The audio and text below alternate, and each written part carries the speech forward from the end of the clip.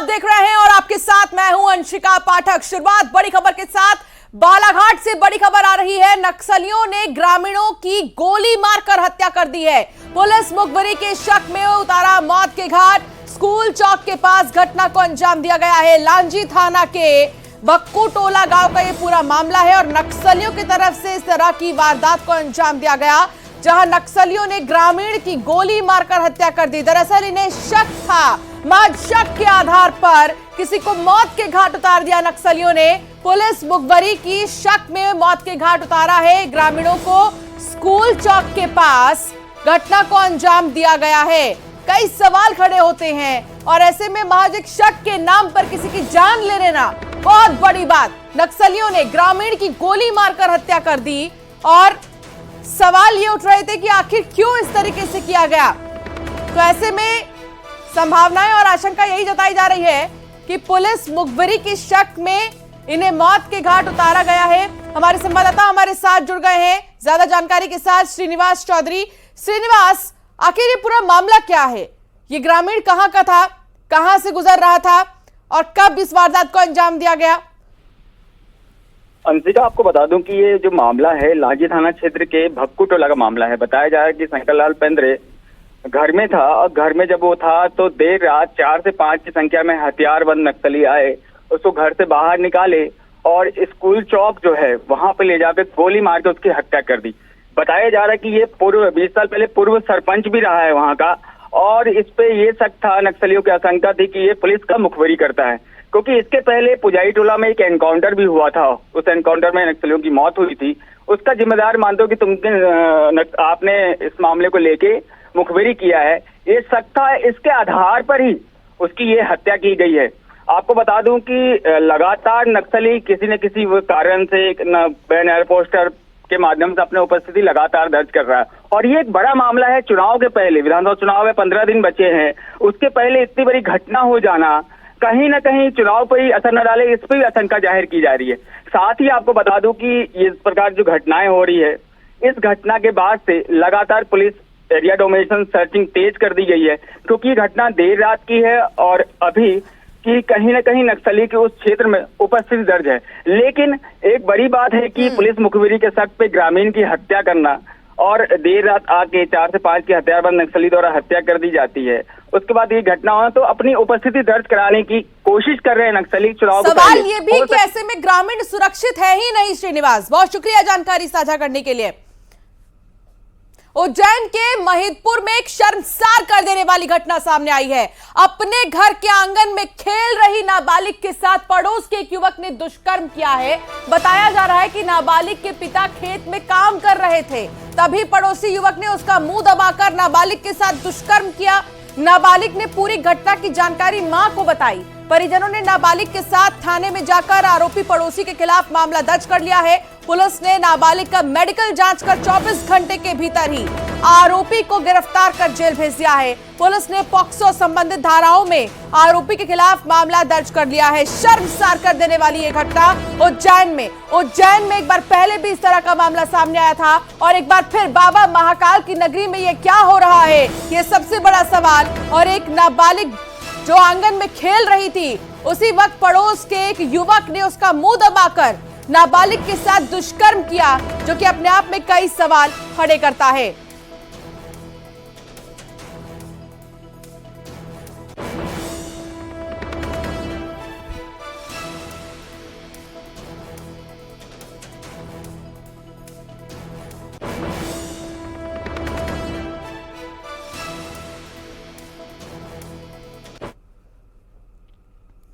तो वहीं दो शहर में ईडी की छापेमारी। मध्य प्रदेश और छत्तीसगढ़ में ईडी ने दबिश दी है।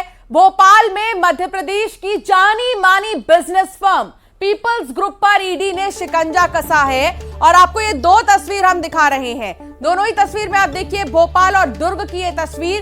टीम ने मनी लॉन्ड्रिंग के तहत 230 करोड़ रुपए की प्रॉपर्टी को अटैच किया है।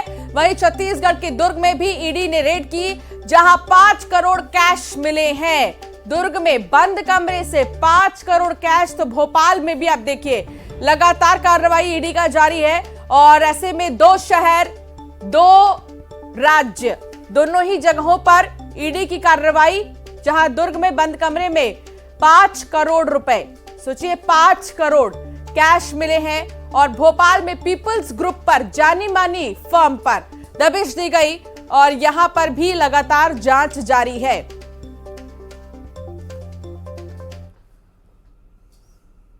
दो शहर और दो राज्य के बारे में हम आपको बता रहे थे।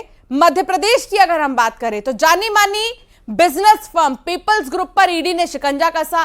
टीम ने मनी लॉन्ड्रिंग के तहत 230 करोड़ रुपए की प्रॉपर्टी को अटैच किया है। कुर्क की गई संपत्तियों में land building, machinery college, school, training centre, paper mill, printing machine भी शामिल है। इसके अलावा ग्रुप के होटल राजा भोज को भी अटैच किया गया है। सितंबर में भी ईडी ने पीपल्स ग्रुप पर कार्रवाई की थी। उस दौरान एनफोर्समेंट डायरेक्टोरेट ने 8 लाख नगद समेत कई दस्तावेजों को जब्त किया था। पीपल्स ग्रुप पर ईडी ने prevention of money laundering act के तहत केस दर्ज किया है। अब देखिए, ज्यादा वक्त नहीं बीते थे, सितंबर में ही कार्रवाई हुई थी और उसके महज 1 महीने बाद ही एक बार फिर से जब ईडी ने यह कार्रवाई की, छापेमारी की, तो बहुत सी चीजें ईडी को मिली है। लेकिन सबसे बड़ी बात यह कि 230 करोड़ रुपए की प्रॉपर्टी को अटैच कर दिया गया है, जिसमें बहुत सी चीजें शामिल की गई हैं। क्योंकि बात ईडी की कार्रवाई की हो रही है तो भिलाई भी पीछे रही है और भिलाई में भी एक बार फिर ईडी ने छापेमारी की। ईडी की टीम ने भिलाई के हाउसिंग बोर्ड के एक मकान में छापेमारी की है और यहां से 5 करोड़ रुपए जब्त किए गए हैं। ईडी की टीम गुरुवार की देर शाम यहां पर पहुंची थी। जिस मकान पर रेड करना था उस पर ताला लगा हुआ था, जिसके बाद टीम ने पड़ोसी को गवाह बनाकर ताला तोड़ा। उसके बाद जब घर की जांच की गई तो पैसों का ढेर नजर आया। बताया जाता है कि बाथरूम, चावल के बोरे, पलंग में पैसे बंडल में मिले हैं। रुपए इतने ज्यादा थे कि टीम को पैसों की गिनती के लिए बैंक से नोट गिनने वाली मशीन मंगवानी पड़ी। ये रुपए कहां से आए, इनका खुलासा अभी टीम नहीं की है। बताया जा रहा है कि जिस घर में ईडी की टीम ने दबिश दी थी उस मकान का मालिक असीम दास पेशे से ड्राइवर है। उसके पास इतनी बड़ी रकम कहां से आई, ये जांच का विषय है। बताया यह भी जाता है कि यह शख्स ऑनलाइन सट्टे के कारोबार से भी जुड़ा हुआ था। ऐसे में यह आशंका जताई जा रही है कि यह पैसा सट्टेबाजी के कारोबार से ही जुड़ा था, जिसे विधानसभा चुनाव में खपाने की तैयारी हो रही थी। तो सवाल कई उठते हैं, कहां से इतने पैसे आए? जब एक ड्राइवर था तो ड्राइवर आखिर ऐसा क्या करता था जो 5 करोड़ रुपए उसके घर में मिले? कहीं बाथरूम से तो कहीं पलंग के नीचे, गद्दे के नीचे, चावल के बोरों में, अलग अलग जगहों पर इन पैसों को छुपा कर रखा गया था। फिलहाल जो ड्राइवर है वो मौके पर मौजूद नहीं था। ताला तोड़ा गया घर का और उसके बाद ईडी ने यह कार्रवाई जब की तो ईडी के पसीने छूट गए पैसे गिनने में, क्योंकि 5 करोड़ कैश रखे हुए थे घर में। बैंक से पैसे गिनने की मशीन मंगाई गई, जिसके बाद पैसों को गिना गया और 5 करोड़ रुपए सामने निकल कर आया। अनुराग हमारे संवाददाता साथ जुड़ गए हैं। अनुराग, देखिए, 2 शहर और 2 राज्य, दोनों ही जगहों पर हमने ईडी की छापेमारी देखी, जहां पर भारी मात्रा में कैश मिले हैं। आखिर चुनावी मौसम में धन की बारिश कहां से हो रही है?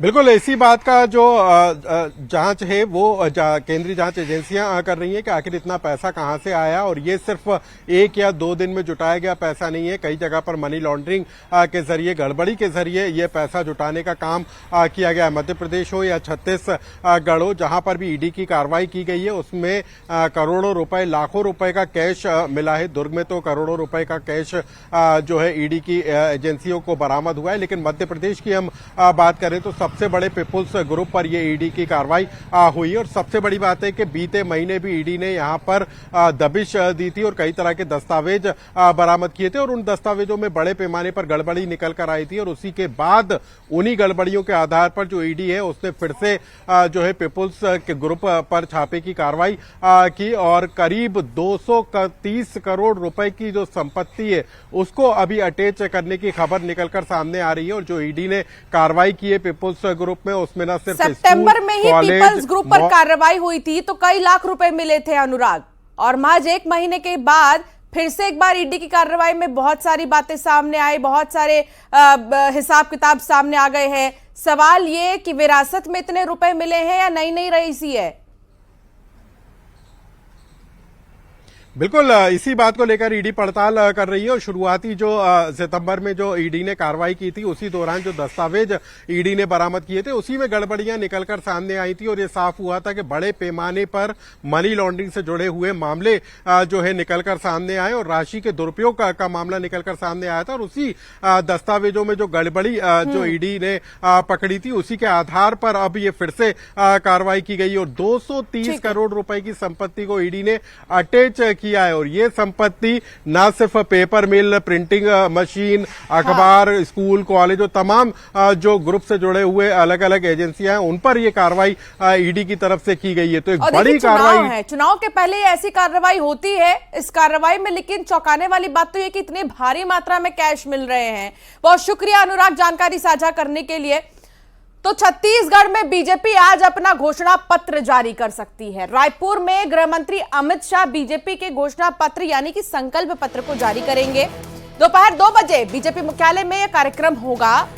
प्रदेश प्रभारी ओम माथुर, पूर्व मुख्यमंत्री डॉक्टर रमन सिंह, प्रदेश अध्यक्ष अरुण साव इसमें शामिल होंगे। कई बड़े चेहरे आप देख सकते हैं।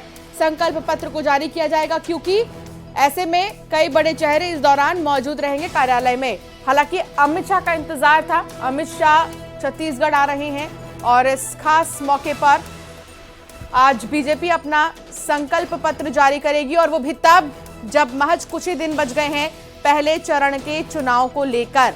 7 नवंबर को पहले चरण का चुनाव है, 4 दिन बचे हैं।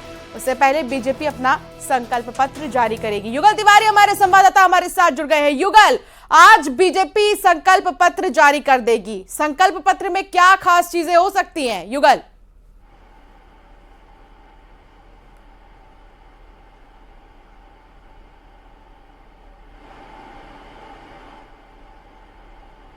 युगल, क्या अब तक मेरी आवाज आ रही है? युगल तक देखिए आवाज नहीं पहुंच पा रही तकनीकी खराबी की वजह से, लेकिन आपको बता दें कि आज बीजेपी संकल्प पत्र जारी कर सकती है और बीजेपी मुख्यालय में यह कार्यक्रम होगा। ओम माथुर, रमन सिंह, अरुण साव इस दौरान मौजूद रहेंगे। बीजेपी के घोषणा पत्र में यानी कि संकल्प पत्र में बहुत सी चीजें खास हो सकती हैं। इससे पहले कांग्रेस की तरफ से वचन पत्र जारी किया गया था जिसमें कई गारंटियां कांग्रेस की तरफ से दी गई हैं छत्तीसगढ़ की जनता को। हालांकि अब बीजेपी क्या संकल्प लेगी ये देखने वाली बात है।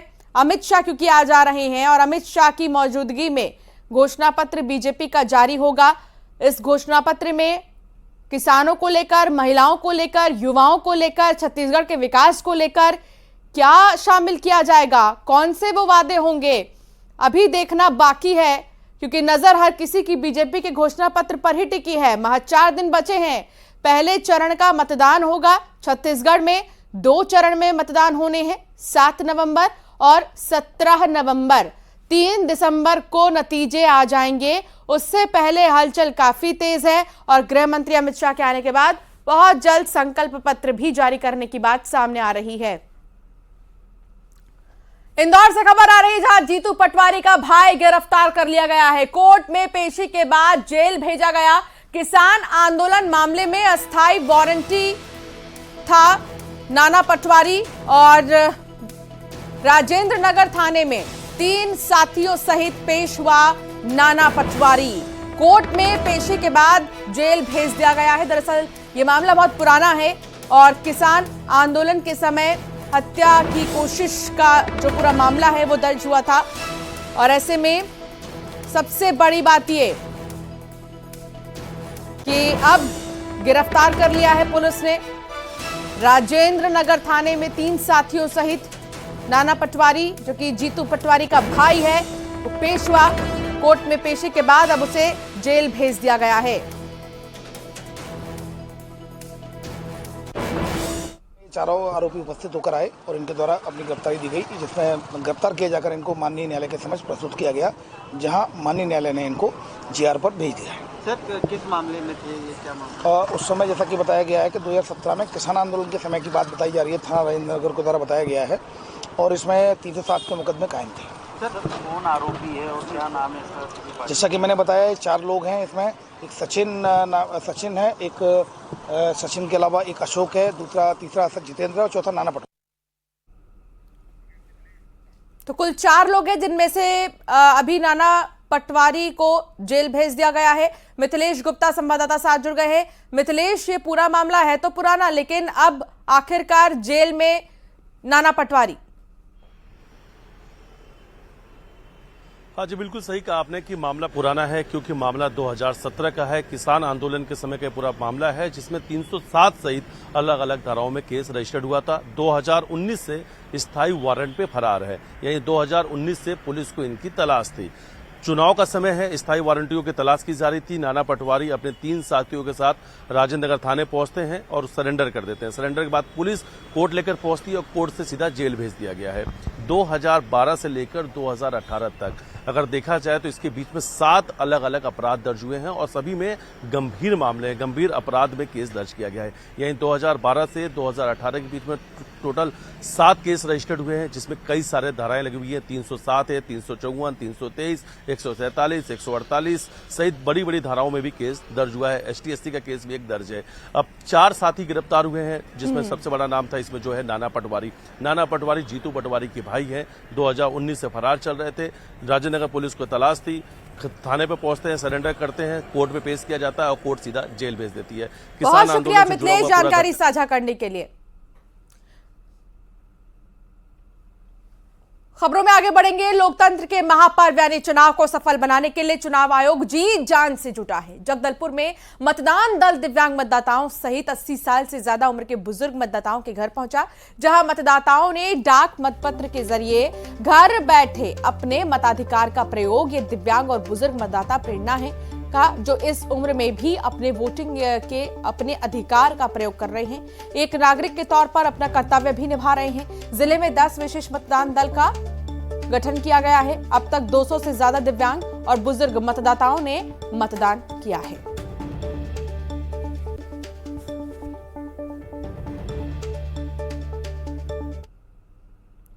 और यहां बुलेटिन में वक्त तो चला एक छोटे से ब्रेक का। ब्रेक के बाद भी खबरों का सिलसिला जारी रहेगा।